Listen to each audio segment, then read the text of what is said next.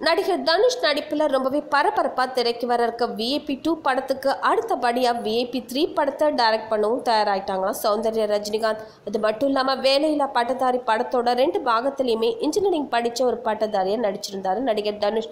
அடுத்ததாக வெளிவர இருக்க VIP 3 படத்தில் இந்த வேலையை விட்டுட்டு வேற வேலைக்கு போகிற மாதிரியான கேரக்டரா. அப்படி என்ன வேலை செய்ய போகிறாரு நடிகர் தனுஷ் அப்படின்னு பார்த்தா VIP 3 படத்தில் இட்லி வியாபாரம் செய்ய போகிறாரா நடிகர் தனுஷ். அதாவது இந்தியாவிலேருந்து இட்லியை வெரைட்டியாக தயார் பண்ணி அதை வெளிநாடுகளுக்கு எக்ஸ்போர்ட் பண்ண போறாராம். அந்த வகையில் இந்தியாவில் சாதாரணமாக கருதப்படுற இட்லிக்கு வெளிநாட்டில் எவ்வளோ மவுசு இருக்கு அப்படிங்கிறத VIP 3 படம் மூலமாக சொல்ல இருக்காங்களாம். அது மட்டும் இல்லாமல் படித்த பட்டதாரிகள் படிப்புக்கேற்ற வேலை தான் செய்யணும் அப்படின்னு நினைக்காம கிடைக்கிற வேலையை செஞ்சு முன்னேறலாம் அப்படிங்கிறத சொல்ல இருக்காங்களாம் இந்த படத்தின் மூலமா.